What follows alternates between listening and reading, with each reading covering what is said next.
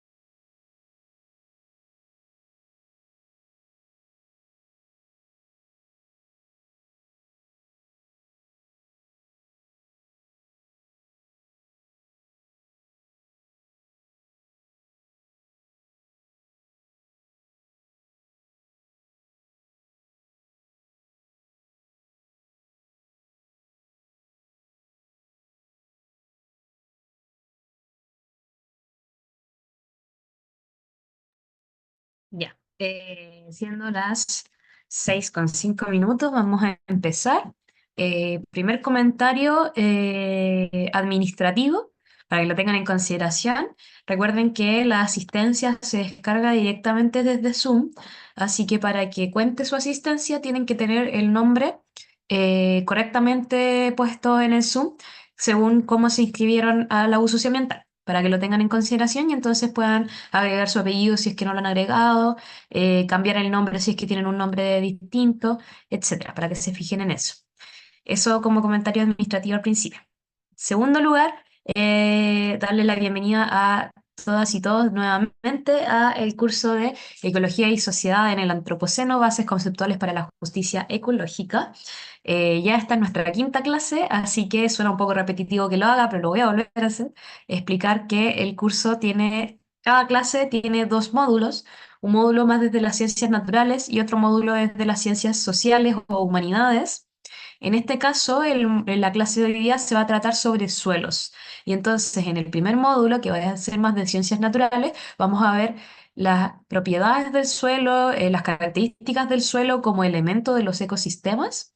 Y luego vamos a pasar a la clase o al módulo más de las ciencias sociales o de las humanidades, en que vamos a hablar sobre cómo el derecho ha regulado el suelo desde la sociedad y entonces para que veamos ese contraste entre cuáles son las características del suelo y cómo se le ha regulado normalmente como sociedad.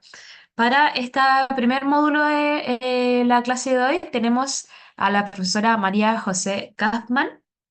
Ella es magíster en áreas silvestres y conservación de la naturaleza por la Universidad de Chile, bióloga ambiental por la Universidad de Chile e investigadora del área de estudios de ONG FIMA.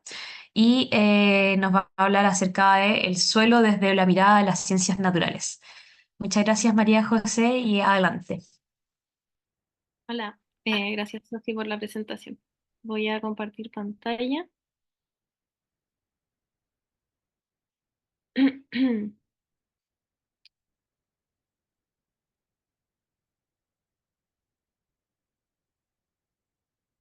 ¿Ahí se ve bien?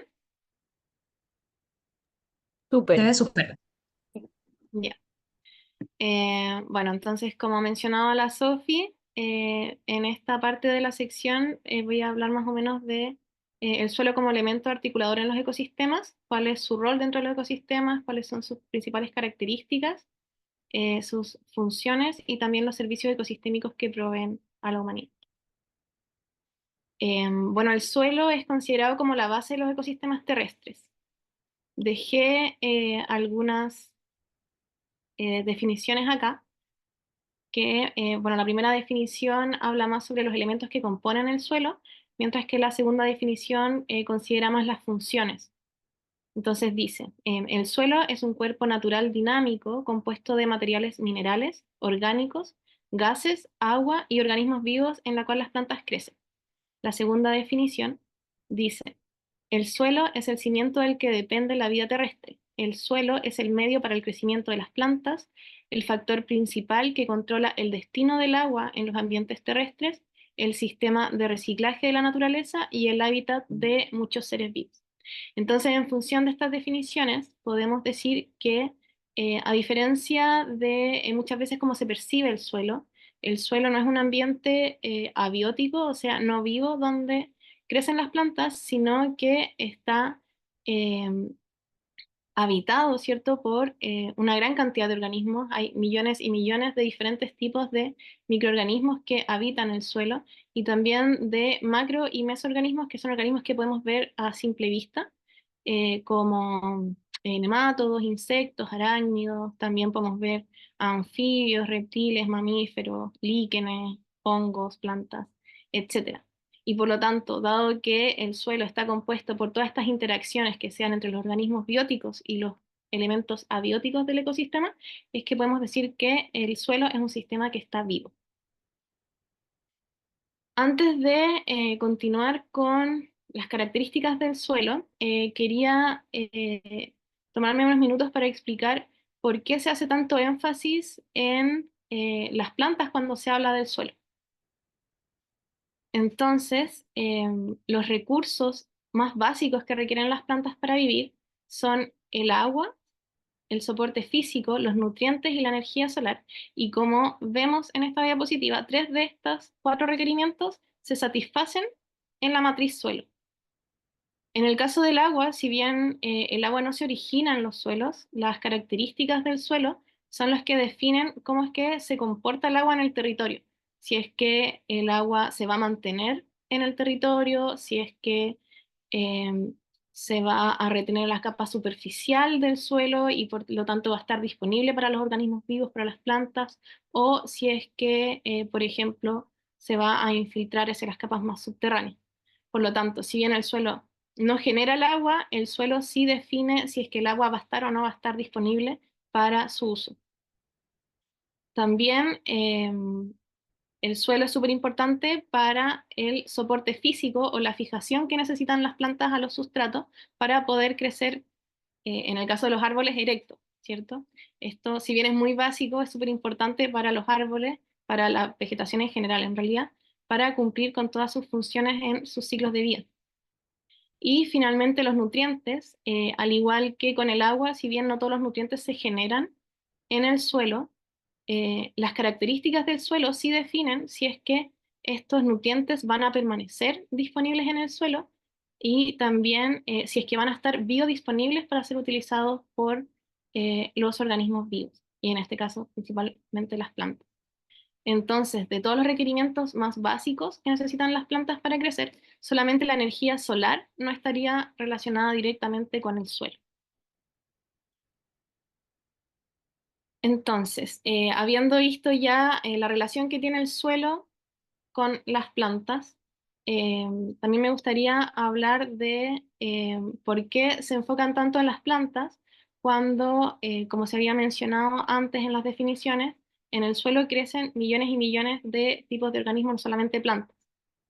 Bueno, la respuesta a la importancia de las plantas es que las plantas son la entrada de energía a los ecosistemas, porque son los principales productores primarios de estos ecosistemas. Los productores primarios son todos los organismos que son capaces de agarrar la energía solar y transformarla y almacenarla en biomasa. La biomasa son, se puede decir que los tejidos vivos. Entonces las plantas hacen fotosíntesis y crecen generando biomasa. Y esta biomasa, esta energía, es después transferida hacia los otros grupos dentro de la red trófica eh, a través de la alimentación. O sea, los herbívoros se comen las plantas, los consumidores secundarios a los herbívoros, los terciarios a los consumidores secundarios y primarios, y así hasta los consumidores cuaternarios que son los depredadores top. En esta figura, bueno, se ve que el traspaso de energía va disminuyéndose a medida que avanza entre los grupos de la red trófica. Y esto se debe a que en esta transferencia de energía se va perdiendo energía en forma de calor. Solamente el 10% de la energía que es almacenada por los productores primarios se eh, transfiere al grupo siguiente y después el 10% al grupo siguiente y así. Por lo tanto, o sea, la vegetación es súper importante y el suelo, hacer el sustento de la vegetación, es el soporte de estos ecosistemas. Bueno, y ahora sí, volviendo al suelo. El suelo generalmente se representa de esta manera, como una torta, que tiene diferentes capas o estratos que se llaman horizontes.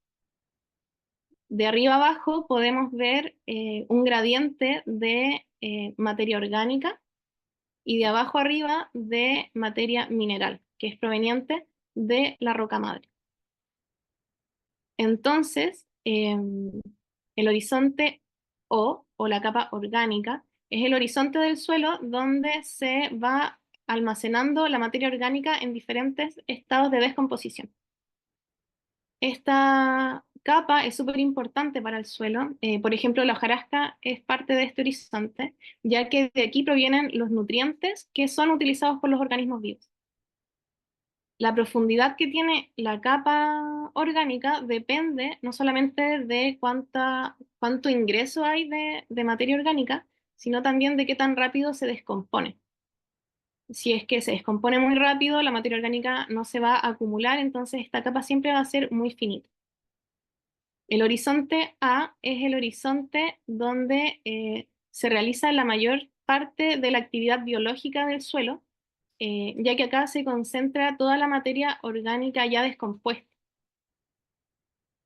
Y bueno, el horizonte B es el horizonte que está compuesto por los elementos que se percolan del horizonte A, o sea que se lavan cuando pasa agua, como que se movilizan hacia más abajo desde el horizonte A al horizonte B, y también está con una harta participación de elementos minerales. Finalmente, el horizonte C, que ya es el subsuelo, es el horizonte más cercano a el horizonte R o la roca madre, que es el material consolidado que de donde provienen estos minerales y que se encuentra menos influenciada por los procesos de formación de suelo, siendo más que nada como el material parental fraccionado. Este proceso de formación del suelo se genera en un muy largo periodo de tiempo y de manera muy como simplificada se puede ver que comienza con una roca madre, o sea, un material parental que está consolidado y que empieza lentamente a meteorizarse, o sea, a fragmentarse. A medida que se fragmenta, se empiezan a producir eh, por así decirlo, hábitats que son colonizados por organismos vivos, que principalmente los primeros que colonizan estos espacios son los musgos, los líquenes, algunas bacterias también, que van colonizando, van acelerando la fragmentación de la roca y también van aportando materia orgánica al suelo. Con el paso del tiempo, esta materia orgánica se acumula, se descompone, empieza la formación del suelo y ya cuando el suelo ya está desarrollado, comienza a diferenciarse bien estas capas que les había mostrado en la diapositiva anterior. Acá, por ejemplo, ya se empiezan a diferenciar bien cuál es el horizonte A, el horizonte B, el C y la roca madre, que es el material consolidado que queda abajo. Esta formación del suelo es súper importante para que estos espacios puedan ser colonizados y se puedan establecer individuos que son mucho más complejos que los individuos que se podían establecer inicialmente en la roca recién fraccionada.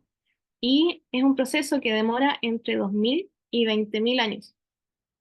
Por lo tanto, se considera que el suelo no es un recurso renovable, porque pese a que si se está renovando, porque se está formando continuamente, esta renovación no es a escala humana. Si es que nosotros destruimos este suelo, nunca lo vamos a ver nuevamente formado. Bueno, en esta figura quería mostrar también que no todos los suelos se forman de la misma manera. Eh, y eso depende, por ejemplo, del clima, depende del tipo de vegetación que hay, de la roca madre, etcétera.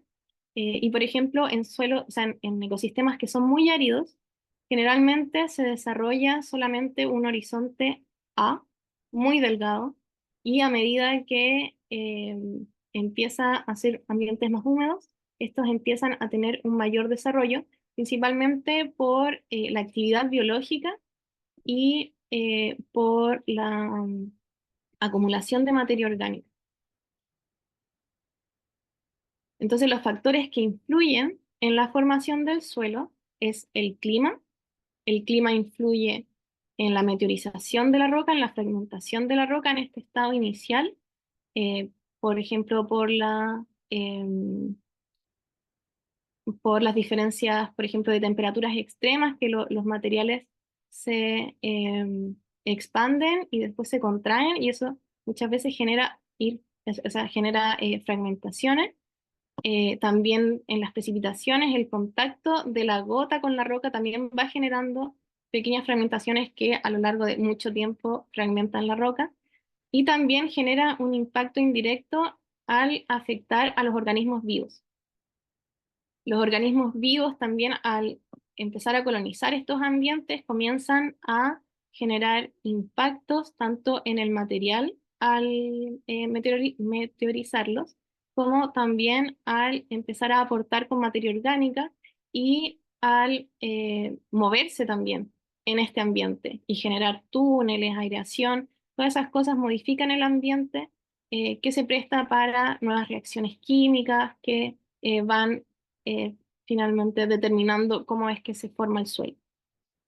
Bueno, el material parental, de qué material está compuesta la roca madre, también hace diferencias en cómo se forma el suelo y la topografía del suelo. No se va a formar de la misma manera un suelo que está en una pendiente a un suelo que está en un valle, por ejemplo. En una pendiente, el que se acumule materia orgánica es muy difícil y va a demorar mucho tiempo que se acumule una capa considerable de materia orgánica, no así en un valle que más encima recibe todos estos aportes de los sitios que están más elevados. Lo mismo pasa con la colonización de estos ambientes que están en pendientes cuando las pendientes son muy pronunciadas. Bueno, y el tiempo es el factor más determinante, ¿cierto? Ya que este es un proceso que demora mucho tiempo. Además de cómo se forma el suelo, podemos decir que el suelo es un sistema que comprende tres fases: una fase sólida, una fase líquida y una fase gaseosa. La fase sólida es la que nosotros normalmente identificamos en el suelo, que son estas partículas que componen el suelo, partículas minerales y partículas orgánicas. La fase líquida se encuentra en los poros que se van formando entre las partículas, ya que el suelo es un espacio poroso y estos poros son súper relevantes para la dinámica y todos los procesos que ocurren en esta matriz. Entonces el agua se encuentra en estos poros cuando hay un aporte de agua y cuando no hay agua hay aire. Y ahí estarían entonces estas tres fases. En el caso de los sólidos minerales, eh, podemos decir que está compuesto por tres tipos de partículas que acá se muestran, que es la arena, el limo, que es más chiquitito, y la arcilla, que ya es mucho, mucho más chiquitito. Esta es una fotografía microscópica de cómo son las arcillas. Las arcillas, hay muchos tipos de arcillas, pero se caracterizan por tener estas formas irregulares y por tener muchas como terminaciones, no sé cómo decirlo, terminaciones que permiten enlazar con los minerales, con el agua, tienen muchas actividades, por así decirlo, no como la arena y el limo, que son materiales más inertes que las arcillas. Bueno, acá se ve un suelo que está compuesto por arena, un suelo de limo y un suelo de arcilla. Acá se ve la diferencia en los tamaños de las partículas y también la diferencia en los poros que generan. Y se ve que, por ejemplo, en las arenas los poros son mucho más grandes que en las arcillas. Y esta diferencia en los poros genera que la percolación, que es cuando tú echas agua al suelo y el agua se va hacia capas más profundas, sea mucho más rápido en la arena que en las arcillas. En las arcillas se retiene mucho más el agua. Bueno, estos suelos están en mezclas en la naturaleza, no es que tengáis suelos siempre 100% arena y 100% de arcilla y 100% de limo, sino que hay diferentes mezclas, por ejemplo, un suelo franco, que sería un suelo de 40% arcilla, 40% limo y 20%, o sea, arena, 40% arena, 40% limo y 20% arcilla. Y así hay diferentes tipos de mezclas que se pueden encontrar en la naturaleza. Esa sería la textura. Además de la textura está la estructura, que es cómo se aglomeran estas partículas en el suelo, que pueden ser, por ejemplo, laminar, en bloques y prismáticos. Estas características, tanto la estructura como la textura del suelo, te definen en gran parte cómo es que se comporta, por ejemplo, el agua en el suelo y los nutrientes. Si es que estos se mantienen almacenados en el suelo, si es que se lixivian o percolan hacia capas más profundas del suelo, o si es que no se infiltran y se van por escorrentía, por ejemplo. Bueno, además de la parte sólida mineral, está la parte sólida orgánica, que sería la materia orgánica, que se ve en esta foto. La materia orgánica está compuesta por materia orgánica en diferentes estados de descomposición. Y es súper importante ya que de esta capa es de donde provienen los nutrientes que son utilizados por los organismos vivos, la mayoría de los nutrientes. Esta capa también se sabe que es capaz de tener hasta 3 veces más dióxido de carbono, o sea, más carbono que la vegetación y que la atmósfera. Por eso el manejo de esta capa es súper importante para evitar que se generen emisiones no deseadas de gases de efecto invernadero. Se tiene mapeado que existen lugares donde la materia orgánica se descompone mucho más rápido que en otros lugares. Pero no se sabe muy bien por qué sucede eso. La descomposición de la materia orgánica va generando emisiones de dióxido de carbono a la atmósfera, pero hay suelos que tienen capas de materia orgánica que llevan miles de años sin descomponerse, que no se sabe qué es lo que va a pasar, por ejemplo, con el cambio climático. Si es que van a empezar a descomponerse más rápido o si es que se van a mantener. Entonces, de esa manera hay cierta incerteza sobre cómo las emisiones de gases de efecto invernadero provenientes del suelo pueden aumentar o no en estos nuevos escenarios de cambio climático. Bueno, en esta tabla se muestra la capacidad de intercambio catiónico, que es un término súper técnico, pero lo que muestra es la capacidad de retener los cationes, que son partículas con carga positiva, que están en el suelo, que principalmente son minerales. Entonces, es la capacidad que tienen estos diferentes suelos de retener los minerales que pasan por el suelo. Por ejemplo, si es que yo echo fertilizante al suelo, la capacidad que tiene el suelo de retener estos minerales para evitar que pasen, o sea, para permitir que se encuentren disponibles para el uso por parte de los organismos, principalmente las plantas cuando se usa fertilizante, y evitar que pase hacia capas más profundas y, por ejemplo, contaminen las aguas subterráneas. Entonces, cuando yo echo fertilizante, la capacidad que tiene el humus, que es materia orgánica, de retener estos minerales es mucho mayor que la capacidad que tienen los elementos minerales del suelo. Por ejemplo, la arcilla dentro de los elementos minerales del suelo es la que tiene la mayor capacidad de intercambio catiónico. Y sin embargo está mucho más abajo que el humus. Después viene el limo y por último la arena. Por eso decía que la arena es como más inerte, porque no interactúa tanto con los elementos químicos, con los nutrientes, con los minerales y tampoco con el agua. Entonces, en un suelo que es generalmente arena, lo que pasa es que tú echáis los fertilizantes o echáis el agua y se va rápidamente hacia las capas más profundas del suelo. Bueno, la parte líquida, o sea, la fase líquida, perdón, del suelo, está compuesta por esta agua que está en el espacio poroso. Como les había mencionado antes, el suelo es un cuerpo poroso y la presencia de estos poros y las características de estos poros es súper importante para los procesos que se generan en esta matriz. Esta es un dibujo del suelo, esta es una raíz que está muy de cerca, se ven acá las células que componen la raíz, y este es un pelo radical que está aquí absorbiendo agua. Entonces lo que pasa es que el agua cuando entra a los poros del suelo interactúa con la superficie del humus, interactúa con la superficie de la arcilla y se adhiere a esta superficie. Cuando este material tiene capacidad de intercambio catiónico. Se adhiere y se mantiene ahí.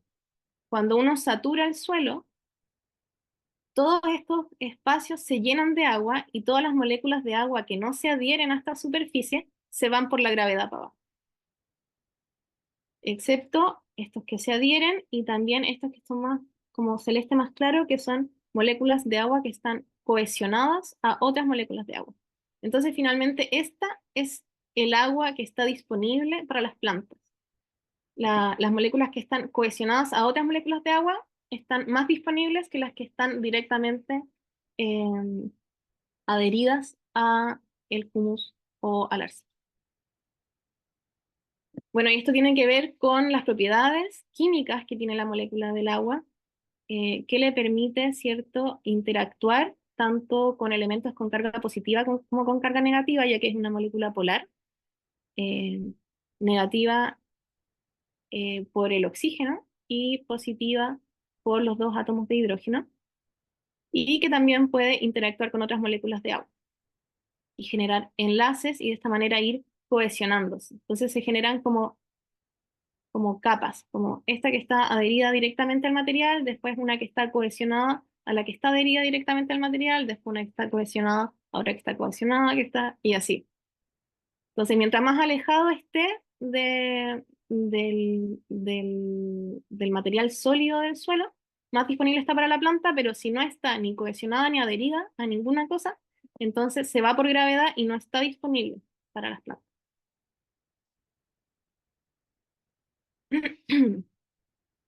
Bueno, finalmente, la fase gaseosa. La fase gaseosa del suelo también se encontraba en los poros, cuando estos poros no están llenos de agua, están llenos de aire. Este aire tiene una composición similar a la atmósfera, solo que tiene menor concentración de oxígeno y mayor concentración de dióxido de carbono. Y esto se debe principalmente a la actividad biológica del suelo, es la respiración del suelo. Y esto hace que la respiración del suelo sea súper importante porque funciona el suelo como una especie de sumidero de carbono, que si es manejado de una mala manera, puede hacer que todo este carbono almacenado se vaya hacia la atmósfera y se generen emisiones de gases de efecto invernadero que contribuyen al cambio climático. Entonces, principalmente el intercambio gaseoso que hay entre la atmósfera y el suelo es de dióxido de carbono desde el suelo hacia la atmósfera y oxígeno desde la atmósfera hacia el suelo. También existe intercambio gaseoso, por ejemplo, de agua en estado de evaporación, que puede ser directamente del suelo a la atmósfera o a través de la planta, ¿cierto? La planta la absorbe en el suelo y después por transpiración se va a la atmósfera. Bueno, en el suelo hay diferentes procesos biológicos. Algunos, cuando no hay oxígeno, generan metano. Cuando las condiciones son anaeróbicas, se genera metano. Y el metano también es un gas de efecto invernadero que tiene un potencial de calentamiento mayor que el dióxido de carbono, pero tiene una vida media mucho más corta. Y también en condiciones anaeróbicas es posible que se genere también dióxido de nitrógeno, que también es un gas de efecto invernadero. Y también se generan otros compuestos nitrogenados por efecto de los procesos abióticos que ocurren en el suelo. Entonces, la dinámica de los gases en el suelo depende de diferentes factores. Por ejemplo, la cantidad de agua, la temperatura, la composición de las comunidades biológicas y también del espacio poroso. La cantidad de agua y las temperaturas generan impactos principalmente, o influyen principalmente, al influir en la composición de las comunidades biológicas del suelo y también al influir en el comportamiento de los gases. Por ejemplo, a mayor temperatura, el movimiento de los gases es mucho más rápido. Y la cantidad de agua, por ejemplo, si un suelo se satura y se llena de agua, se empiezan a generar condiciones anóxicas, anaeróbicas, que, como había mencionado antes, podrían producir metano o dióxido de nitrógeno. Bueno, la composición de las comunidades biológicas también afecta la dinámica de los gases del suelo, ya que muchos de estos gases derivan de las actividades biológicas. Y si hay más organismos metanogénicos o más organismos aeróbicos, más organismos anaeróbicos, o que generan tal actividad, eh, de esta manera van como modificando, ¿cierto? Cómo es que se comportan los gases y también cuál es la composición de los gases. Y el espacio poroso principalmente al permitir la aireación del suelo. En este punto, por ejemplo, existen prácticas agrícolas que van eliminando el espacio poroso, que van compactando el suelo eh, al utilizar maquinaria pesada o también al arar el suelo siempre a la misma profundidad. Eso se le llama pie de arado, que es que van de a poco compactando el suelo y esto genera un ambiente anaeróbico. Bueno, em, la actividad biológica del suelo, finalmente, como un último punto, está determinado por los diferentes procesos biológicos que ocurren en este sistema. Eh, lo que se clasifica, los organismos, en este caso, como se puede ver en este mapa conceptual, es que, bueno, el 90% del material que compone el suelo es mineral, eh, más del 90%, mientras que el resto de los materiales que componen el suelo ya serían materia orgánica, entre el 0,1 y el 10%. De este total de materia orgánica, el 85% corresponde a materia no viva, como la materia orgánica, el humus y el carbón inerte, y solo el 15% estaría asociado a los elementos vivos. Entonces serían las raíces de las plantas, por ejemplo, entre el 5 y el 15%, la fauna entre el 5 y el 10%, y los microorganismos entre el 75 y el 90%. O sea que la mayor cantidad de biomasa que hay en el suelo corresponde a microorganismos. Y estos microorganismos pueden ser descomponedores, microorganismos fijadores de nitrógeno, como algunas bacterias, microorganismos desnitrificantes, micorrizas, ¿cierto?, de hongos y también algas. En el caso de la fauna, los principales animales que podemos ver son nemátodos, lombrices de tierra, protozoos, artrópodos. Sin embargo, también podemos ver mamíferos que cumplen ciertas funciones muy importantes en el suelo. Y bueno, que generan una serie de funciones que son muy importantes para todos los procesos que ocurren en el suelo. Entonces, la actividad biológica del suelo, acá se puede ver en esta imagen que hay mamíferos, ¿cierto? Un topo que está con una lombriz, hay nemátodos, bueno, están las plantas, las raíces de las plantas. Acá muestran nódulos radicales, que es una asociación entre bacterias con las raíces de las plantas y que les permite a las plantas fijar más nitrógeno del suelo. Acá se ven ácaros, colémbolos, nemátodos, protistas, que son bacterias, hongos, o sea, protistas, bacterias y hongos, etcétera. Y en su totalidad, entonces, generan una gran cantidad de funciones que son muy importantes para la mantención y la formación del suelo. Estos organismos, por ejemplo, participan en la descomposición de la materia orgánica, participan en los ciclos de nutrientes, al fijar los nutrientes, al descomponer y reincorporar los nutrientes de la materia orgánica muerta, por así decirlo. para que sean nuevamente utilizados por los seres vivos, la formación y mantenimiento de las estructuras del suelo.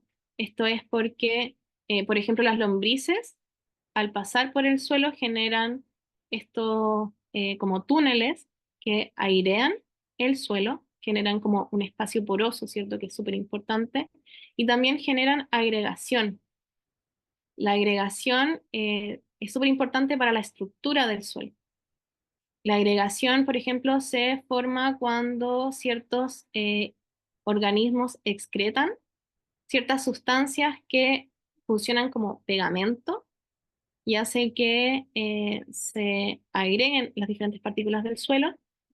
O también, por ejemplo, las hifas de los hongos, a través de las presiones y también de ciertos elementos que excretan, hacen que estas partículas se agreguen y esto permite que el suelo sea más estable. La estabilidad del suelo es súper importante para evitar, por ejemplo, la erosión del suelo. La erosión es el desplazamiento de las partículas del suelo por efecto del viento o del agua. Un suelo estable es un suelo que, por ejemplo, si le llega una gota, no se va a desarmar y se va a desparramar todo el material del suelo por diferentes partes.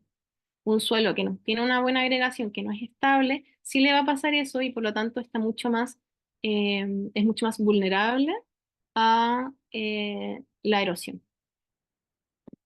¿Qué más? Bueno, la regulación de plagas y enfermedades a través de la presencia de depredadores, ¿cierto?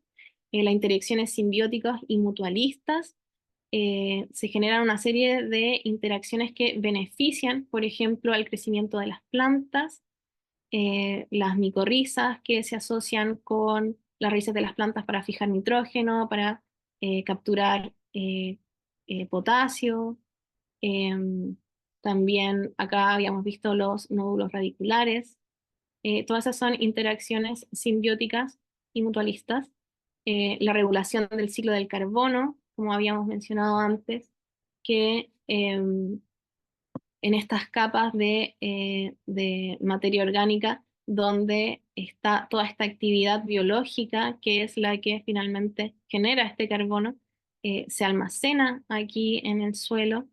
La promoción del crecimiento vegetal, existen algunas bacterias que excretan unas hormonas que facilitan o que promueven el crecimiento de las plantas y también las micorrizas promueven el crecimiento vegetal, las micorrizas de los hongos, promueven el crecimiento vegetal al permitir, por ejemplo, que las plantas sean más resistentes a la sequía.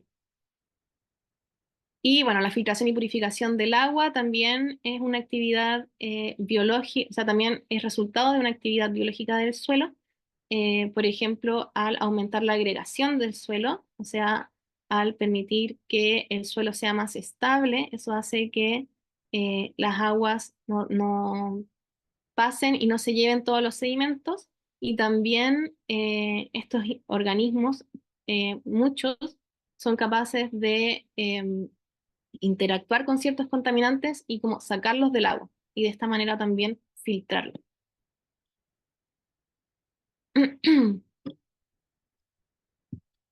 Bueno, y por último, los servicios ecosistémicos que nos provee el suelo, ¿cierto? Como sistema a la humanidad, estarían relacionados con la extracción de materiales crudos y agua, materiales crudos como las arcillas, como las arenas, el limo también, la hojarasca, el agua, porque como habíamos mencionado antes, según la estructura y las características del suelo, el agua se almacena o no se almacena en el suelo. Si es que el agua se almacena, entonces el poder extraer, por ejemplo, agua subterránea es un servicio ecosistémico que nos entrega el suelo. El soporte físico no solamente de las plantas, sino también de la infraestructura gris. La producción de biomasa, como habíamos mencionado, los productores primarios son los primeros en generar la biomasa, ¿cierto? Que mantiene energéticamente a los ecosistemas y estos productores primarios dependen totalmente del suelo para poder desarrollarse. La transformación de sustancias, eh, como todas estas reacciones químicas que suceden en el suelo. El secuestro de carbono, como habíamos mencionado antes, el suelo es considerado un sumidero de carbono.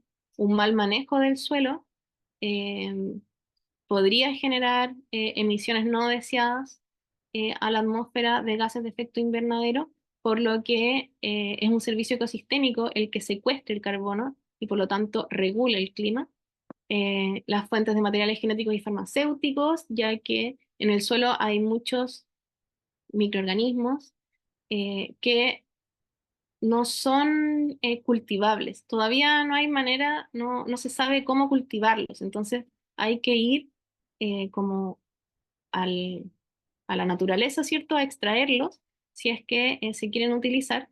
Y por lo tanto, el suelo entonces formaría, o sea, funcionaría como una fuente de estos materiales que son genéticos porque presentan ciertas variedades genéticas que muchas veces les interesa por ejemplo, a las farmacéuticas y, bueno, la regulación de inundaciones, proporcionan hábitat para los organismos, el ciclaje de nutrientes, que también lo vimos un poco, principalmente por la descomposición de la materia orgánica, que es algo que sucede en las primeras capas del suelo, y el soporte de los ecosistemas terrestres al ser el suelo como una de las matrices más importantes para la sobrevivencia de la vegetación. Eso sería la presentación. Muchas gracias, María José.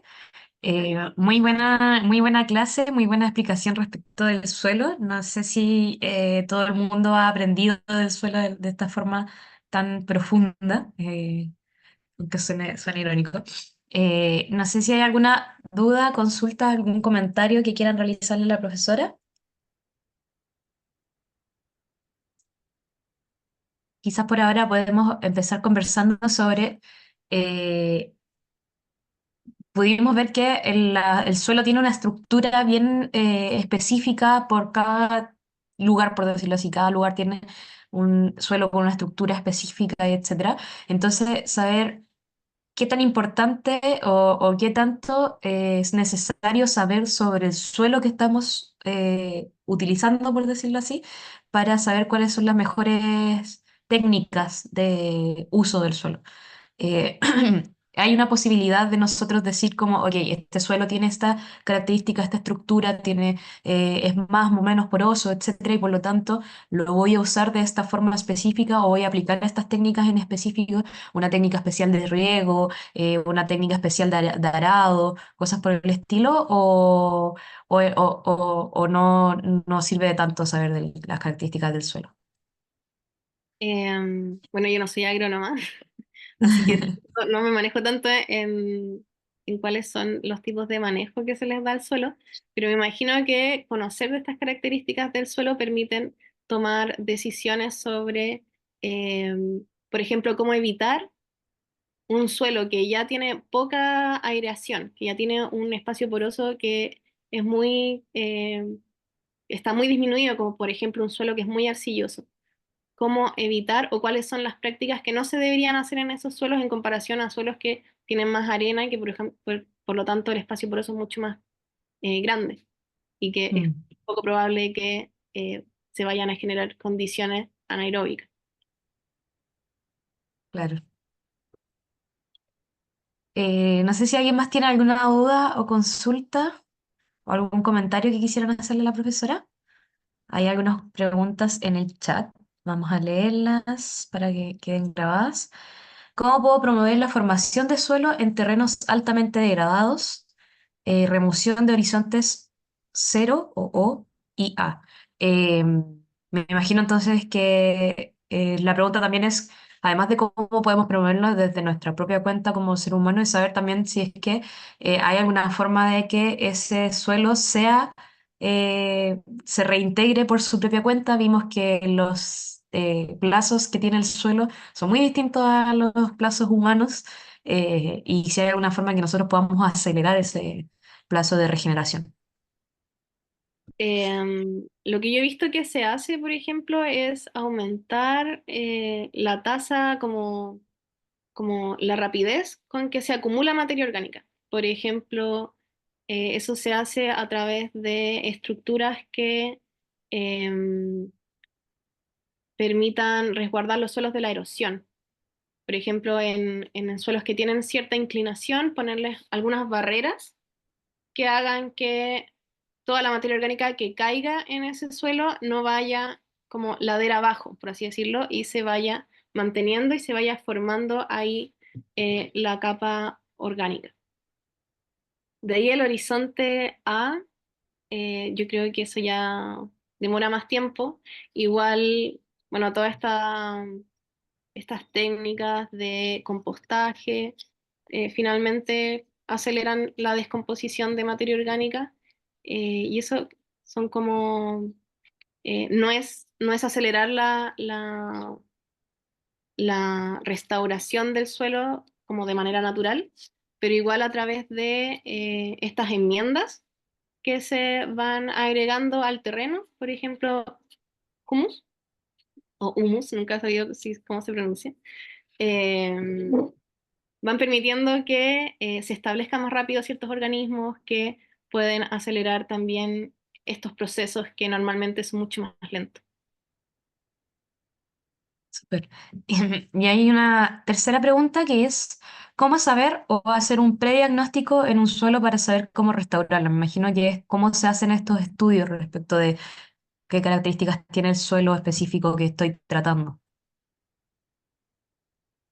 Mm, Si Creo tú que, sabes, obviamente. creo que es demasiado específica, no sabría bien cómo contestarlo. Lo que sí podría es buscar información al respecto y dejárselas disponibles para que la puedan consultar.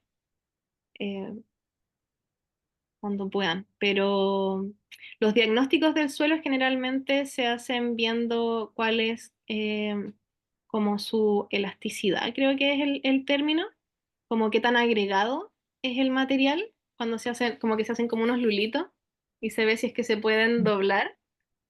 Y eso te permite saber qué tan plasticidad. Gracias, Constanza.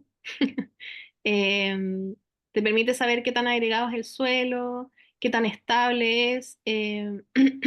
También hay otros métodos que te permiten ver cuánto espacio poroso hay en los suelos.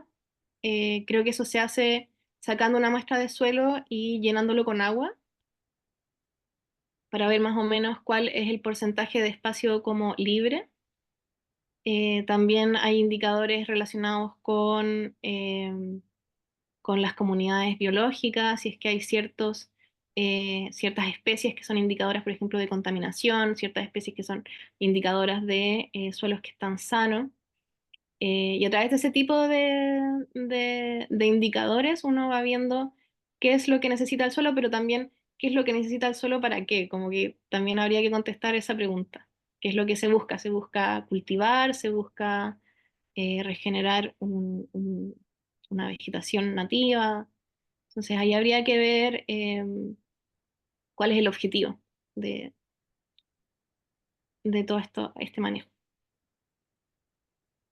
Claro, y así también podemos saber cómo va a funcionar lo que tengamos sobre el suelo, porque pienso en todas esas como iniciativas que hay de restauración de bosques o cosas por el estilo, que simplemente van y se ponen a plantar árboles y que está muy bien, pero quizás si no sabemos en qué estado está el suelo, esos árboles no van a durar mucho, o quizás esos árboles no son los apropiados para el tipo de suelo que hay justo en ese espacio, lo fueron en algún momento, pero ya no.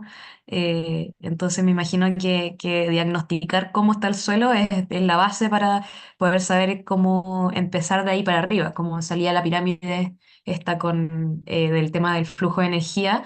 Partimos con las plantas, pero las plantas parten del suelo, básicamente. Entonces, de ahí vamos viendo para arriba. Muchas gracias, María José, por la clase. Estuvo muy, muy claro y muy bueno para poder ahora nosotros contextualizarnos de qué hablamos cuando hablamos de suelo. El siguiente módulo va a ser realizado por el profesor Giovanni, que va a ingresar pronto a la clase, pero por mientras podemos darnos 5 minutitos de descanso para que puedan ir a prepararse un café, puedan ir al baño, etcétera, y luego retomamos después de esos 5 minutos, ¿les parece? Muchas gracias, María José. Chao, gracias. Bueno, entonces 5 minutitos, a las 7 en punto iniciamos la clase de nuevo para partir con el módulo del profesor Giovanni.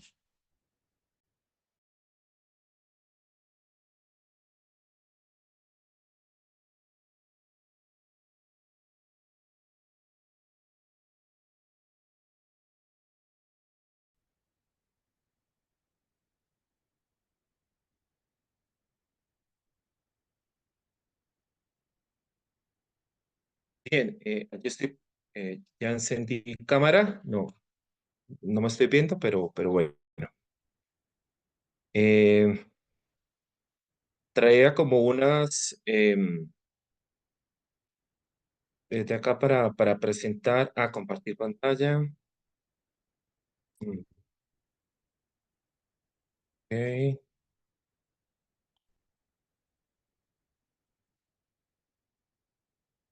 Quisiera confirmar si se están viendo Sí, mi se ve súper pantalla. bien. Sí, se ve. Vale, ok, y también allí está ya en pantalla. Ok.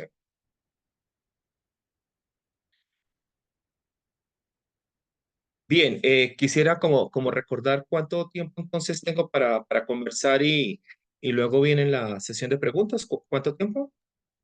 40 minutos aproximadamente para conversar, para que usted exponga y luego unos 10 minutitos para conversar.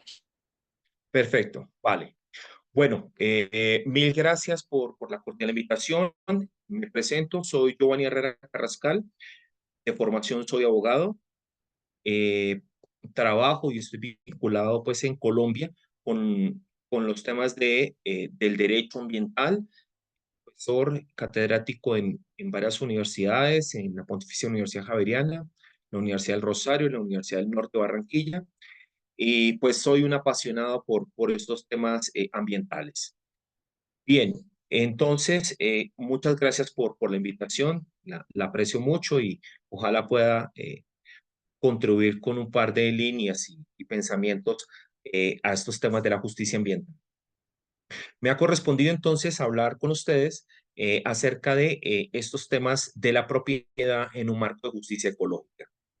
Eh, de antemano, pues, ofrezco una aclaración y como decía, trabajo en Colombia, entonces pues tendré como marco de referencia el régimen jurídico colombiano, sin perjuicio de que podamos hacer algunas referencias a otros países latinoamericanos y a otros temas y otros contextos. Entonces, un poco también para compartirles que las ideas que voy a presentar de alguna manera están previstas en un libro que tuve la oportunidad, una investigación que fue resultado de mi maestría y publiqué este libro, se llama La función ecológica de la propiedad, es del año 2017, publicado con la editorial Gustavo Ibáñez. Bueno, entonces comencemos a hablar un poco de un contexto de la propiedad. La propiedad, históricamente hablando, siempre ha sido pues el gran derecho, la gran conquista de los seres humanos. Y ha sido esa conquista, pues, junto con otros derechos, por supuesto, la libertad, la dignidad. Y bueno, esto depende de los contextos, de los países, el momento histórico. Pero digamos que si nos vamos un poco a la Revolución Francesa y a la Europa post-Revolución Francesa, fue la gran conquista en el mundo occidental de tener ese derecho sagrado, en su momento se consideró así, de un derecho a una propiedad sobre el suelo, un derecho a una propiedad sobre las cosas que teníamos todos y cada uno de nosotros. En esa medida, fue la gran conquista, decía, frente a esos poderes monárquicos exorbitantes que existieron y que incluso le costó la cabeza justamente al rey de Francia de aquella época con el instrumento de la guillotina.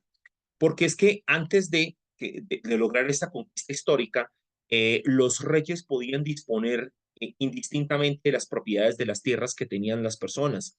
Podían disponer del ganado que tenían, podían disponer de todos sus bienes, prendas, utensilios para a la agricultura, etcétera. Entonces, decía, esta es como la gran conquista, garantizar este derecho sagrado a la propiedad. Desde entonces se extendió a lo largo y ancho del mundo, y por la parte merece el tema de los pueblos tribales indígenas. A Colombia se le habla de indígenas, a nivel internacional se habla más de pueblos tribales, tribus.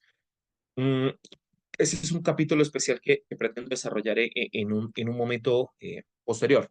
Pero decía, en el mundo occidental, justamente entonces tenemos esa garantía de la propiedad privada. Y esa garantía implica que justamente el Estado no puede privarnos de las propiedades que tenemos ganadas lícitamente, fruto de nuestro trabajo. Y allí entonces viene la propiedad en toda su máxima expresión, y esto justamente vino a ser consagrado en la Declaración Universal de los Derechos del Hombre y del Ciudadano, 1789, y digamos que ya mundo más actual, en la Declaración Universal de los Derechos del Hombre de 1948, en el marco ya de la ONU. Y de ahí en adelante todas las demás declaraciones han venido siempre consagrando y garantizando el derecho a la propiedad que no puede ser desconocido por el Estado, no puede ser desconocido por otras personas, tiene todas las garantías justamente de los avales, del aval jurídico, no puede venir otra persona a quitarnos lo que es propio, y estoy hablando acá tanto de los bienes muebles como de los bienes inmuebles, es decir, vacas, ganado, ovejas, en fin, como también de las propiedades inmuebles, los terrenos, las fincas, las bodegas, las casas, apartamentos. Vamos, esa es la gran garantía, además porque el derecho a la propiedad, ya en un aspecto económico, pues el derecho a la propiedad es el fundamento y es el estándar sobre el cual se edifica todo el tema de la economía de mercado y por supuesto el sistema capitalista. Sistema capitalista que por demás se ha extendido a lo largo y ancho del planeta, tiene sus dificultades frente a los temas ambientales en un marco de justicia ecológica, pero es lo que tenemos en el mundo, este sistema capitalista, excepción hecha de algunos sistemas socialistas y comunistas que existen en otras latitudes. Entonces, estas garantías al derecho a la propiedad del suelo, a la propiedad, entonces nos lleva, por supuesto, a mirar cuál es ese concepto, ¿de acuerdo? Ahora bien, estos conceptos, repito, tomados de legislación colombiana, entiendo hay bastantes similitudes con lo que sucede, por ejemplo, en Chile. Entonces nos hablan de que el dominio de la propiedad es un derecho real en una cosa corporal para gozar, disponer de ella arbitrariamente, no siendo contra ley o contra derecho ajeno. Existía ese término arbitrariamente en el Código Civil, en este artículo 669. Esto fue demandado. En Colombia existe una acción que se llama la acción de inconstitucionalidad, que implica una revisión por parte del órgano de cierre de los asuntos constitucionales, que es la Corte Constitucional en el caso colombiano, y la Corte tuvo la oportunidad de declarar inexequible, es decir, no conforme a la Constitución, ese término de arbitrariamente. Entonces lo eliminó. Y lo eliminó, que es lo importante de la justificación, porque se dijo que no es válido ejercer derechos de manera arbitraria. Por más que la propiedad sea un derecho tan importante, ningún derecho se puede ejercer de manera arbitraria. Entonces tenemos que en Colombia, en buenas latitudes del mundo, se respeta ese derecho de propiedad, el Estado no puede inmiscuirse, tampoco otros propietarios, tampoco vecinos, no pueden haber invasiones, no puede, porque justamente se da esa garantía que por demás nos lleva justamente, la propiedad termina siendo la base de la riqueza. ¿Mm? Por supuesto, de la riqueza de personas individualmente, de las familias, y ahí pues viene todo el concepto económico, de economía y del sistema capitalista. Ahora bien, desde hace un buen tiempo en el mundo, en Colombia también, se ha venido justamente hablando que es que ese derecho a la propiedad, si bien es respetado por el Estado, si bien es reconocido, garantizado, no puede llevarnos al punto de que entonces se sucedan ejercicios arbitrarios de la propiedad o abusos del ejercicio de la propiedad que justamente nos llevan a estas discusiones de cómo se terminan contaminando recursos, por ejemplo, recurso hídrico, ¿m? Cuando un propietario privado, excediéndose definitivamente de sus potestades y de sus atributos, contamina una fuente hídrica que se encuentra cerca a su finca o pasa cercana, o, por ejemplo, comienza a depositar residuos sólidos en una parte de la propiedad, lo que, digamos, puede conllevar después a temas de pasivos ambientales. Ni tampoco puede suceder que un propietario privado, sobre pretexto de ejercer la propiedad, comience a invadir otros terrenos o comience, sí, a avanzar, digamos, hacia terrenos colindantes que podrían ser, por ejemplo, propiedades de pueblos tribales o de comunidades indígenas. En Colombia, la Constitución consagra no solamente que se garantiza la propiedad privada, sino también consagra que es una función social que implica obligaciones y por ende le es inherente una función ecológica. Entonces, aquí creemos que hay un avance importante desde el punto de vista de norma, porque justamente nos lleva a decir cómo se garantiza la propiedad privada, se garantiza que no hayan abusos, pero también el propietario privado tiene su corresponsabilidad frente a la sociedad, que sería el concepto de función social de la propiedad, y frente a el tema ambiental, que es el concepto de función ecológica. Entonces, allí creemos que ese es un punto de partida muy importante para construir justamente unos diálogos interculturales, intergeneracionales y de cara a la justicia ecológica, para evitar esos excesos y abusos que existen por parte de propietarios privados que terminan extralimitándose. También, digamos, existe el tema de la extinción de dominio. Este es un instrumento muy interesante en donde se dice que es que en Colombia podrá haber extinción de dominio, esto lo decreta el Estado con unas pruebas a través de un proceso, cuando una propiedad no es ejercida, perdón, conforme a esa función social y ecológica que le es inherente. Entonces, acá hay un código de extinción de dominio. Históricamente, en los últimos años, pues si nos atenemos un poco a las noticias y a los informes que nos presentan las autoridades públicas, se ha utilizado en los últimos años, decía, frente al tema del narcotráfico, de esos bienes que han sido adquiridos ilícitamente, entonces esas fincas, esas avionetas, helicópteros, bueno, vehículos de gama alta, ¿m?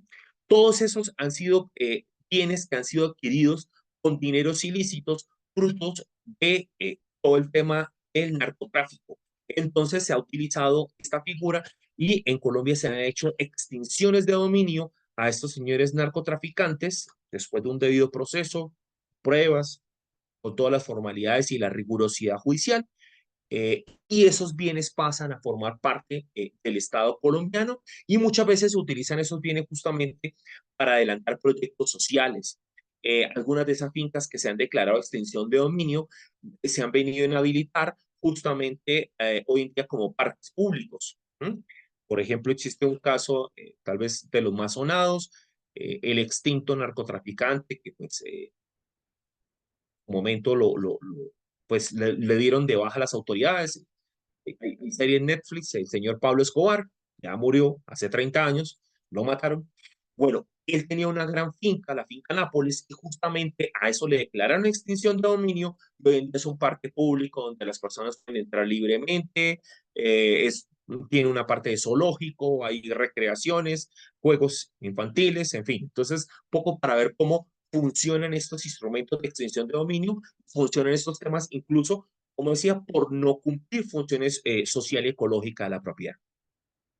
Un capítulo muy especial desde el punto de vista judicial eh, y en mi experiencia, digamos que me parece que los jueces a nivel de Latinoamérica, pero particularmente Colombia, digamos, allí tiene, la Corte Constitucional ha dejado como varios planteamientos y varias sentencias, lo que llamamos los abogados la jurisprudencia, en donde ha planteado unos temas muy relevantes frente a los temas de justicia ecológica, de protección del ambiente, de protección de los ecosistemas estratégicos, de protección de áreas protegidas, de la biodiversidad, justicia climática. Bueno, hay una serie de pronunciamientos muy interesantes.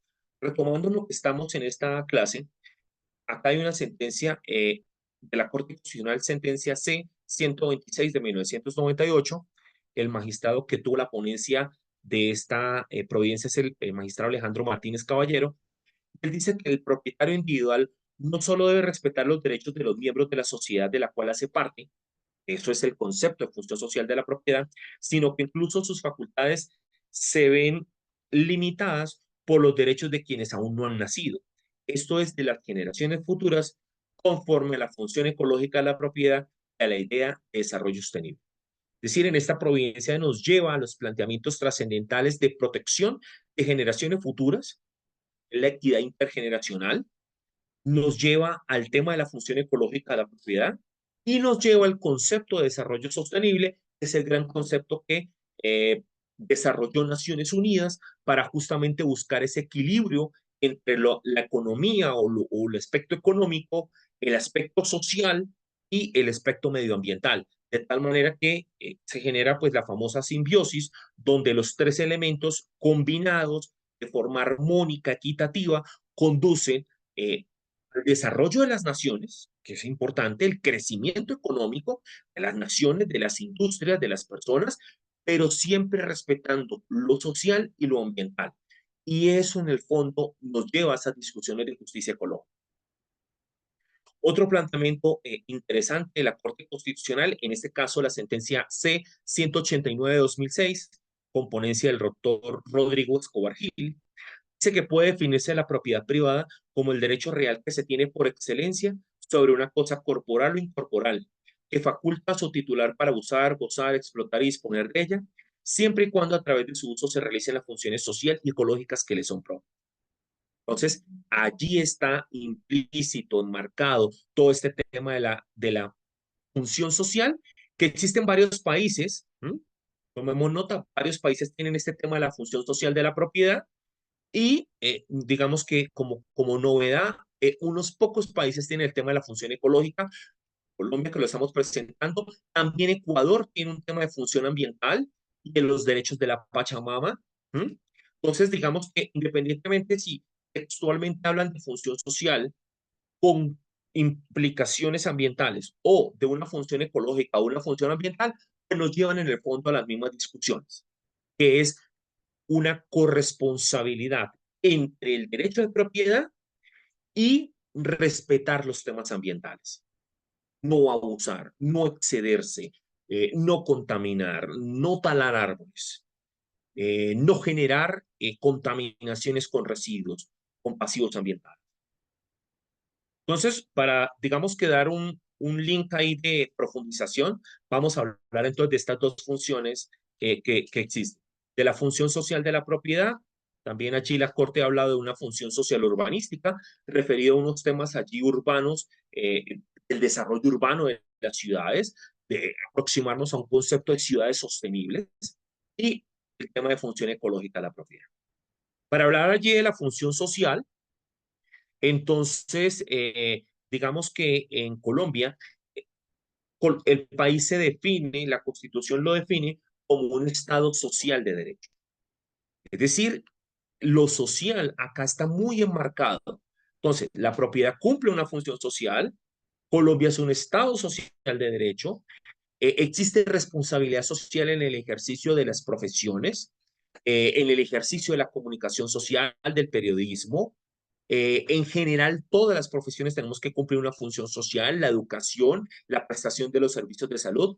Lo que quiero decir entonces es que hay todo un gran componente de lo social, ¿de acuerdo? Y eso nos lleva a temas también de justicia social, del tema de redistribución de la riqueza. Es tan importante que es finalmente una de las formas como realmente se puede con los Objetivos de Desarrollo Sostenible, los ODS, los famosos 17 ODS que están planteados por Naciones Unidas desde el año 2015, con espectro a cumplirse al año 2030. Cada vez nos acercamos más, estamos en el año 2024. Y uno de esos ODS justamente es erradicar la pobreza. Entonces, de la mano de erradicar la pobreza es importante este concepto de la función social, es decir, de una corresponsabilidad social. Un propietario privado tiene que ser eh, solidario con ese ejercicio de la propiedad, digamos un poco, perdóneme un poco la teoría de Robin Hood, digamos, los ricos deben compartir algo con los pobres, y ahí es donde los sistemas legales de cada uno de los países deben ser coherentes y consecuentes para justamente garantizar esa redistribución de esa riqueza, garantizar justamente cómo puede haber apoyo de esos sectores económicos que son un poco más abundantes frente a sectores económicos que son un poco más deprimidos. Por ejemplo, está todo el tema de los servicios públicos domiciliarios, el tema de la tarifa, y entonces acá el tema tarifario está establecido, hay una estratificación por, por, digamos, barrios, por zonas locales, y entonces las viviendas que están en unos estratos superiores tienen la obligación legal por el sistema tarifario de contribuir a sufragar, a subvencionar las tarifas de las casas en sectores menos favorecidos en temas económicos. Un poco decía el principio de Robin Hood, pero eso en el fondo es un tema de justicia social. Ya nos llevan entonces también a unas discusiones muy interesantes. Ay, perdón, se me pasó. Estoy tratando de... Y es justamente a los temas, una cita también de otra sentencia muy importante, la sentencia C-295 a 1993, donde se plantea en la Corte Constitucional la propiedad en tanto que función social puede ser limitada por el legislador siempre y cuando tal limitación se cumpla en interés público o beneficio general de la comunidad, como por ejemplo por razones de salubridad, urbanismo, conservación ambiental, etcétera. El interés individual del propietario debe ceder en esos casos ante el interés social. Pasemos un poco ahora a comentar este tema de la función ecológica de la propiedad. Se dice que en Colombia, cuando se aprobó la Constitución Política en 1991, se plantearon varios interesantes y profundos planteamientos respecto a los temas ambientales en la Constitución. Y de allí, entonces, la Corte de Constitución derivó que se plantea que existe lo que se llama una constitución ecológica, una constitución verde o ambiental. Esta constitución ecológica o ambiental está conformada por una cantidad importante de artículos que directa o indirectamente se refieren a los temas ambientales.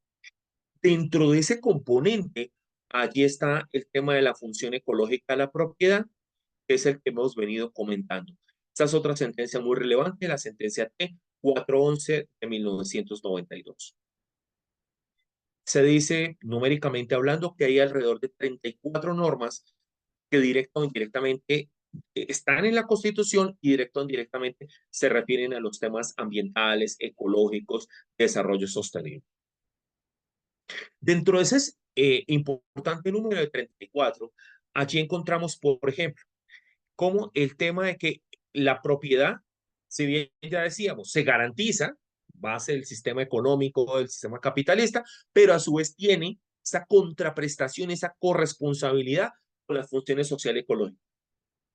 Por otra parte, el derecho al ambiente sano, pero también tiene todo ese deber relativo que tenemos todas las personas de proteger justamente lo que es las áreas protegidas, los ecosistemas estratégicos y en general todo el conjunto de temas ambientales que tenemos justamente en el país. La libertad de empresa, otro tema trascendental. Entonces, se garantiza la libertad de empresa.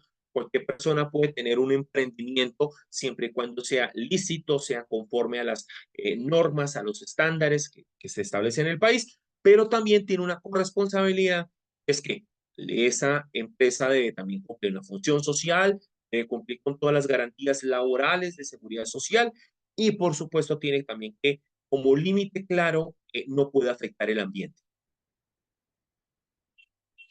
A nivel legislativo, una de las leyes importantes en el país sobre los temas ambientales es la Ley 99 de 1993. En este artículo 107 se menciona dos temas trascendentales. Que las normas ambientales son de orden público.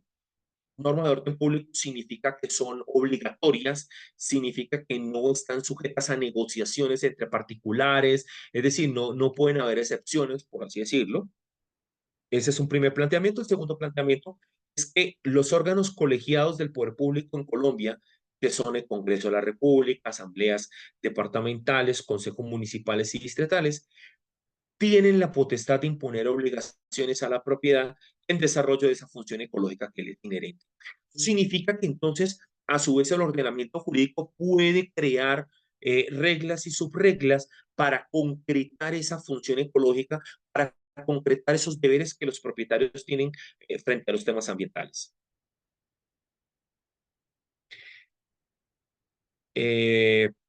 Acá viene otra cita importante de la sentencia C-126 del 98.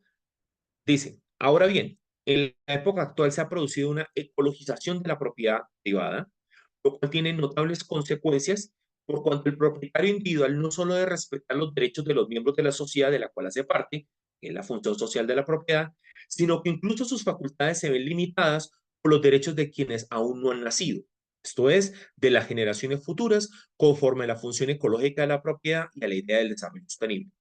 Por ello, el ordenamiento jurídico puede imponer incluso mayores restricciones a la apropiación de los recursos naturales o a las facultades de los propietarios, con lo cual esa noción de propiedad privada sufre importantes. Resulta importante también correlacionar en un marco de justicia ecológica todo el tema de las generaciones futuras. A nivel internacional existe el principio de la equidad intergeneracional. Es decir, las generaciones presentes, todos los que estamos vivos en este momento en el planeta, pues, independientemente de la edad, independientemente si es un adulto mayor, si es una persona en edad intermedia, o si es un bebé recién nacido, todos los que estamos vivos en este momento en el planeta, jurídicamente nos consideramos generaciones presentes. Por oposición, las generaciones futuras no han nacido. No han nacido y dependiendo del contexto o del marco que queramos tener de análisis, pues podemos hablar de generaciones futuras. Por ejemplo, las personas, los bebés que van a nacer en el año 2025. Por supuesto, 2025 es el futuro, pero podemos hacer unas proyecciones un poco más a largo plazo. Podemos hablar de generaciones futuras que van a nacer en el año 2040, 2070, 2100. Depende del contexto que queramos utilizar. Ahora bien, hablando de esas proyecciones, lo que es relevante a nivel de justicia ambiental es el principio de la equidad intergeneracional. Este principio nos lleva a plantear que las generaciones presentes tenemos una corresponsabilidad para garantizarles a las generaciones futuras una calidad de vida que sea acorde a las condiciones que tuvimos nosotros las generaciones presentes. Y allí creemos que efectivamente estos temas de función social y de función ecológica de la propiedad adquieren una gran relevancia, porque justamente establecer esas obligaciones, esos límites, esas restricciones a la propiedad privada y también a la propiedad pública, es lo que nos va a conducir justamente a garantizar esa equidad intergeneracional, a garantizar esos estándares para que las generaciones futuras puedan disfrutar de unas condiciones equiparables a las que tuvimos. En otro contexto, hablando ahora del tema de licencias ambientales, que es un instrumento de control ambiental para permitir, para darle una viabilidad ambiental a los proyectos. Aquí hay una cita, una sentencia de la C-894 del 2003. La exigencia de licencias ambientales constituye un típico mecanismo de intervención del Estado en la economía y una limitación de la libre iniciativa privada justificada con el propósito de garantizar que la propiedad cumpla con la función ecológica que le es inherente. Es decir, termina manifestando entonces acá este órgano de cierre constitucional la interrelación que existe en el instrumento, entre el instrumento de licencias ambientales y el instrumento de la función ecológica de la propiedad. Este es el concepto que planteo en mi obra, que es que la función ecológica de la propiedad y de la empresa constituye el fundamento a partir del cual el legislador, las autoridades competentes se encuentran legitimadas para imponer obligaciones, responsabilidades, cargas, limitaciones y restricciones al derecho de propiedad y de la libertad de empresa en aras de garantizar el ambiente sano para generaciones presentes y futuras. Es decir, estos conceptos de función social y de función ecológica de la propiedad terminan estableciendo esa corresponsabilidad que debe existir entre propiedad y ambiente sano, entre propiedad y justicia ecológica. Profundizando un poco, entonces ese concepto de función ecológica va a tener como dos sentidos, o dos grandes manifestaciones. Una negativa, negativa no porque implique algún concepto de negatividad, ni más faltaba, sino negativa en el sentido de no hacer, y la positiva en el sentido de hacer o dar. Entonces, la negativa en el sentido de no hacer nos lleva a los siguientes planteamientos. Es que por función ecológica de la propiedad, no debe haber tala indiscriminada de bosques, no debe existir contaminación ambiental, por ejemplo, ya puntual, no debe existir rellenos de humedales, que los humedales que son un santuario ecológico, pues claro, si lo rellenan con residuos de construcción, pues entonces algunas personas inescrupulosas intentan construir allí, encima de lo que alguna vez fue un humedal. Tampoco se puede, pues, generar pasivos ambientales, hacer enterramientos de residuos, en fin. Eso es ese sentido negativo, es decir, no hacer. Ahora pasemos a un sentido positivo que implicaría dar o hacer. Entonces, tenemos varios ejemplos. Por ejemplo, existe una norma que habla que en los proyectos grandes de país, en donde existe el instrumento de la licencia ambiental, se ha contemplado que debe existir una inversión forzosa de no menos del 1% de lo que cuesta el total de la inversión, y ese dinero se tiene que invertir justamente en la recuperación, preservación y conservación y vigilancia de la cuenca hidrográfica de donde fue tomada el agua para realizar el respectivo proyecto.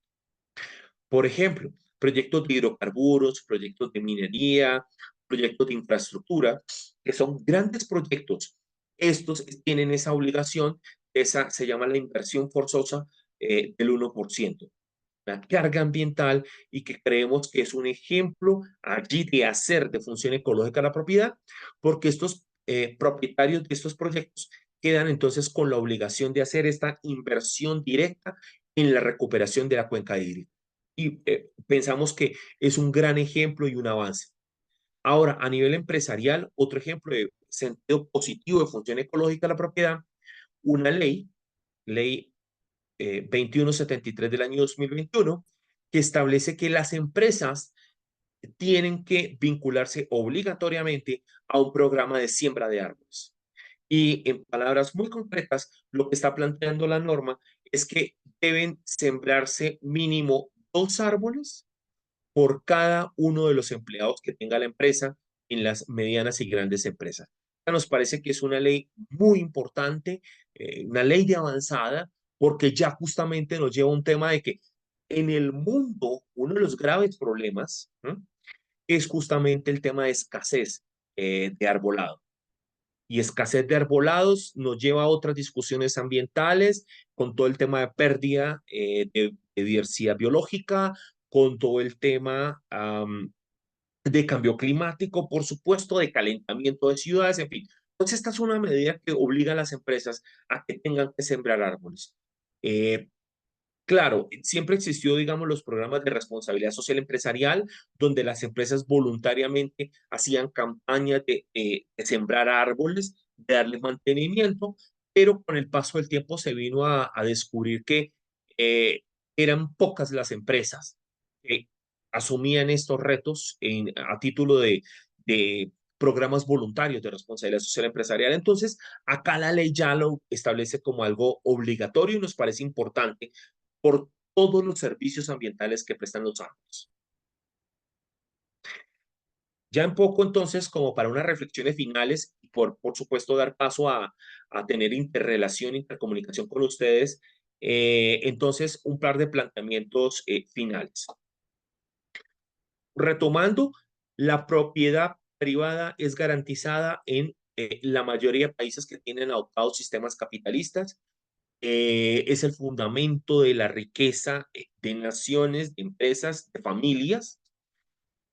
Mm, claro, existen los países que tienen sistemas socialistas y comunistas, en donde incluso también allí existen unas correlaciones frente a estos temas de propiedad. Entonces, la propiedad desde que se introdujo en estos temas de función social de la propiedad, que en el caso colombiano fue desde el año 1936, se dijo entonces que la propiedad es un derecho relativo. Digamos que este es el gran cambio con el paso del tiempo, mientras que en la Revolución Francesa se hablaba de un derecho absoluto de propiedad, ya mundo moderno actual se habla de un derecho relativo. ¿Y por qué relativo? Porque es que la propiedad tiene esa corresponsabilidad de la función social, es decir, la propiedad se debe ejercer a favor de la sociedad, se debe tener en cuenta todos esos requerimientos que tiene la sociedad y sobre todo los grupos más desprotegidos económicamente hablando. Por otra parte, esa función social de la propiedad se traduce en cumplir obligaciones, restricciones, limitaciones a la propiedad y obedece a su vez a cumplir esos deberes de solidaridad social. Cuando se introduce el tema de la función ecológica de la propiedad, que en el caso colombiano fue en 1991, ya que en Ecuador también está la función ambiental de la propiedad relacionada con los derechos de la Pachamama. Entonces allí la función ecológica de la propiedad ya nos lleva a otra dimensión y es la de proteger todos los temas ambientales, ecosistemas, corresponsabilidad, no solamente frente a frente a las presentes generaciones, que es función social, sino frente a las futuras generaciones, que es justamente a lo que nos lleva el concepto de función ecológica de la propiedad. Específicamente en los temas ya de urbanismo, de ciudades sostenibles, se habla de función social urbanística de la propiedad y entonces un poco para tener presente el tema de la carga urbanística, las cargas urbanísticas, y es que por supuesto al desarrollar proyectos inmobiliarios, urbanizaciones, construcciones, también se tienen que respetar esas cargas urbanísticas, es decir, un gana-gana. Gana el promotor de un proyecto privado de construcción de casas, pero también tiene que ganar la sociedad representada por la municipalidad. Y este es un planteamiento, digamos, un poco futurista, lo planteo en mi obra, y es que tratando uno de aventurar un poco el futuro, esto es pues un tanto irrespetuoso, pero pues como una especie de proyección, y es que si llega a agravarse la crisis ambiental por las cuales estamos pasando en el planeta, si llega a agravarse la crisis climática, si llegan a agravarse, la ONU la llama la triple crisis ecológica, ¿m? Pérdida de diversidad, cambio climático, contaminación masiva de ecosistemas. Entonces, si esto sigue agravándose a ritmo presente, eh, yo puedo un poco considerar, aventurarme a pensar que esa dimensión individualista que está presente allí en el derecho de propiedad cada día va a ser más restringida y limitada por los distintos países en aras de garantizarle y de incluirle esas funciones sociales, urbanísticas y ecológicas. Es decir, dejándolo en una frase un poco más concreta, va a tener que dar paso cada día más. El interés individual tendrá que darle paso más al interés colectivo, a la colectividad, a los derechos generales. Esta era un poco como las diapositivas que traía un poco para contextualizar el debate. Y entonces, por favor, ustedes me indican cómo seguimos a continuación en los temas de intervención y de preguntas. Muchas gracias. Muchas gracias, profesor, por esta exposición. Dejamos abierto entonces para preguntas, comentarios, cualquier intervención que quieran hacer. Lo mejor es que levanten sus manos y nosotros vayamos dándoles el espacio para que puedan hablar. Y en cualquier caso, si no pueden hablar por el micrófono, pueden escribirlo por el chat y nosotros lo relatamos. Así que partimos con Catherine. ¿Cómo está? Buenas noches, muchas gracias por la exposición. Bueno, tengo algunas apreciaciones y también algunas consultas. Respecto a ese tema de repartir las riquezas tipo Robin Hood, estoy en total desacuerdo porque es algo que por lo menos en mi país no ha funcionado y en la actualidad estamos quebrados. Yo soy boliviana. Cada día las cosas están peor porque justamente el gobierno no ha sabido repartir el dinero que a nosotros nos ha ido quitando, o sea, el dinero que hemos ido ganando mediante nuestro trabajo, que supuestamente tenía un porcentaje, tenía que ser solidario para la gente que nunca ha aportado en su vida, pero de todas formas eso no funciona. Por otro lado, eso también es parte de la propiedad privada, ¿no? O sea, la propiedad privada no tendría por qué compartirse porque es algo que la gente se gana con su propio esfuerzo. Y por otro lado, yo soy ingeniero ambiental. Eh, en el tema de lo que es el cuidado ambiental, de lo que son las normativas que impulsen a estos temas, obviamente sí estoy de acuerdo, pero también teniendo en cuenta de que todos cumplan, ¿no? No solamente las personas que tienen propiedad privada, o sea, que no trabajan o que no están vinculados directamente con el Estado, sino que también el Estado cumpla. ¿Por qué? Porque en mi país, y eso lo digo con conocimiento de causa, en el caso de que se tenga que hacer cualquier tipo de proyecto, no importa dónde esté, ya sea un sitio Ramsar o ya sea cualquier otro tema, otro lugar, el proyecto tiene que ir, ¿no? Ya sea por temas de corrupción, o sea, porque sean, por ejemplo, más de $1.000 millones de inversión o cosas así, el proyecto tiene que ir. Y muchas veces yo he escuchado que podemos cambiar la ley, no importa, a pesar de que tengamos que poner alguna hidroeléctrica sobre un sitio Ramsar, a pesar de que tengamos que explotar litio sobre un sitio Ramsar, no importa. Los proyectos que son de empresas nacionales tienen que avanzar. Entonces, todo eso lleva a complicaciones, ¿no? Son problemas. Si es que solo unos van a cumplir, o sea, me refiero al sector privado y no el sector público, ahí ya todo el discurso se cae y es muy complicado lograr tener una visión justa de lo que realmente tiene que pasar en un país. O sea, yo estoy hablando específicamente de lo que pasa en mi país, de lo que yo conozco y lo que yo he trabajado también, tanto en el sector público como en el privado. Gracias.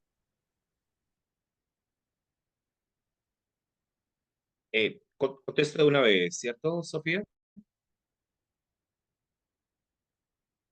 Sí, profesor. Bueno, muchas gracias, Catherine, por tus planteamientos. Y bueno, voy a intentar dar mi opinión al respecto.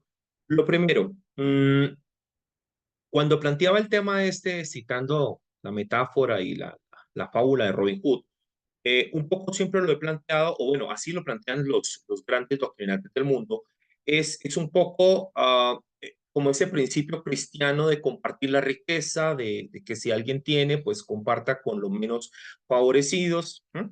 Ok, y bueno, no solamente es cristiano, pertenece a muchas religiones. Ok, eso a nivel económico y a nivel de derechos humanos también ha sido avalado, digamos, en muchas partes, ¿de acuerdo?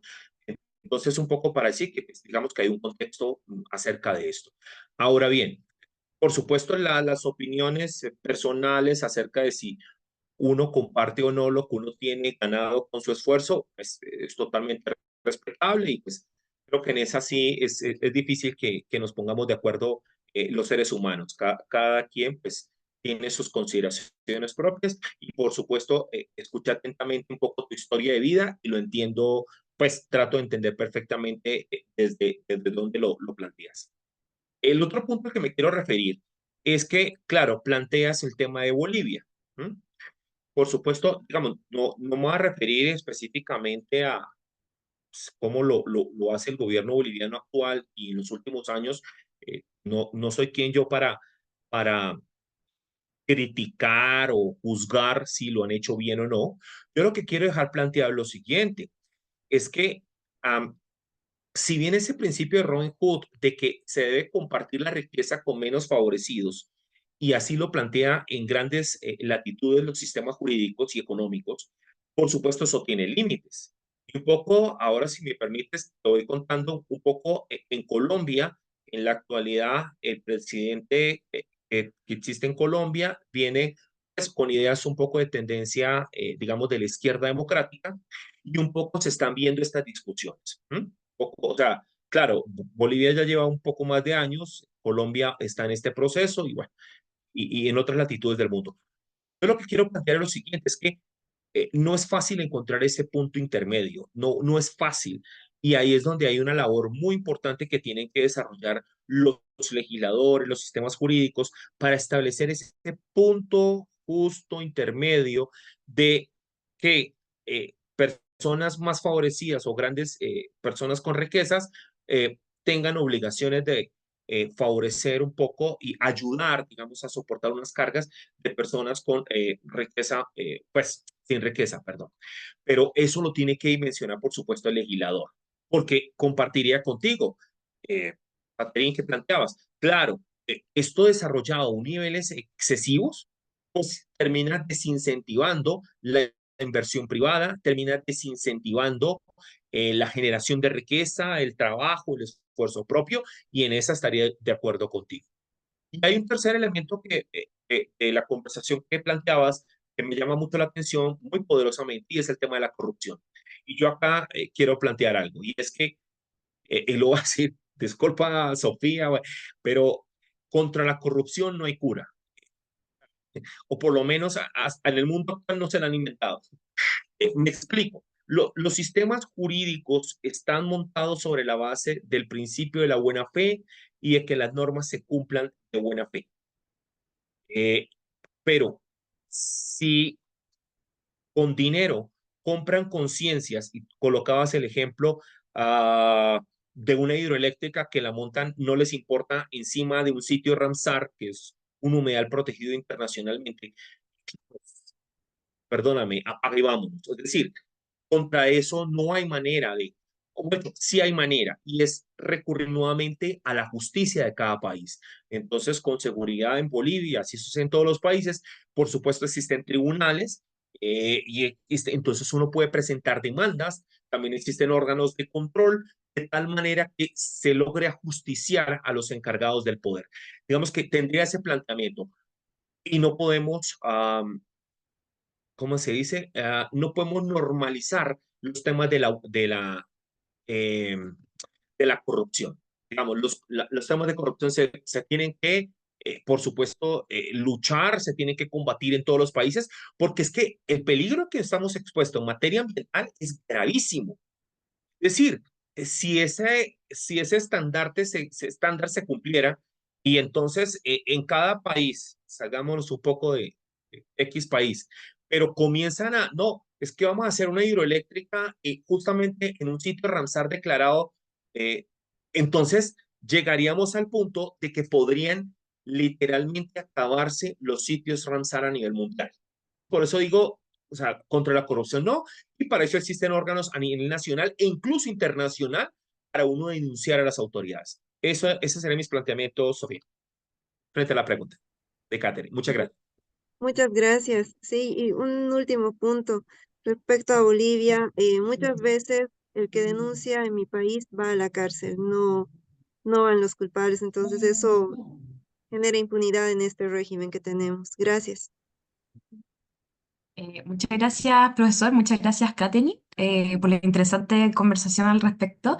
Claramente, cómo se aplica acá, cada uno puede ir pensando formas de solucionar los problemas, pero cómo se aplican esas formas de solucionar los problemas va a depender mucho de cada gobierno, estado y sociedad, ¿cierto? Yo tenía una pregunta que era más bien para vincularlo con la clase anterior que tuvimos, con el módulo anterior de la clase, que era respecto de suelos. Y que nos hablaba la profesora María José Kaufmann sobre todos los elementos y las características del suelo, cómo está compuesto, etcétera. Y entonces podíamos ver cómo el suelo no es cosa inerte sobre la cual las personas normalmente piensan que tienen propiedad, sino que es todo un ecosistema de organismos vivos y no vivos y que tiene compuestos de muy distinta índole, etcétera. Entonces quería preguntarle, profesor, cómo a través de la justicia ecológica podemos ir incorporando la visión de las ciencias naturales al tratamiento de estos elementos, como por ejemplo el suelo. Puede ser que la propiedad, la función ecológica de la propiedad nos permita ir incorporando estas visiones más de ciencias naturales, o usted cree que la función ecológica se ve limitada en ese sentido? Muchas gracias, Sofía, por la pregunta. Eh, bueno, es bastante retadora porque, por supuesto, nos pone a interlocutar las distintas profesiones, digamos, de ciencias naturales con el derecho, la economía, sociología, bueno. Ah, teóricamente, te contesto, sí, el tema de la función ecológica de la propiedad o de la responsabilidad ambiental de la propiedad sobre el suelo, por supuesto que nos lleva a unos planteamientos allí también de protección o de consideración de todos esos distintos componentes que están allí presentes en el suelo. Claro que sí. Microorganismos, unicelulares, bueno, todo lo que uno estudia en biología, soy abogado, pero sí, digamos. Ahora, ahí te contesto, sí, función ecológica nos lleva a todos esos, y sí habría una correlación.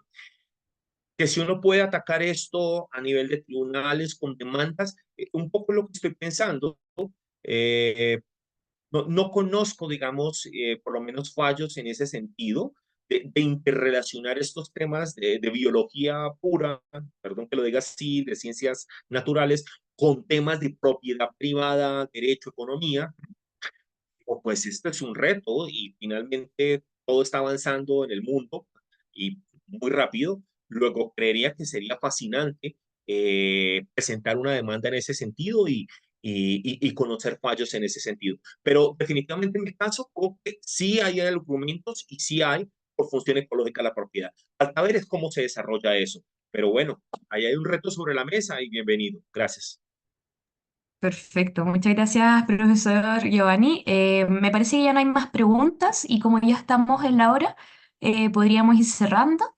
No sé si quiere hacer un comentario de cierre, pero de nuestra parte le agradecemos enormemente la participación en esta clase y desde mi punto de vista, entonces esa podría ser la reflexión que podríamos quedarnos, porque todas las clases nos quedamos con una reflexión para la próxima clase, respecto de cómo integrar esta interdisciplina necesaria en el derecho ambiental, para entonces en los tribunales, en los juicios, etcétera, considerar los elementos más de las ciencias naturales, ¿cierto? Podríamos quedarnos con eso como reflexión hoy día. Y muchas gracias, profesor, por conectarse. Lo lamento mucho nuevamente por las torpezas en la conexión. Y eso sería todo.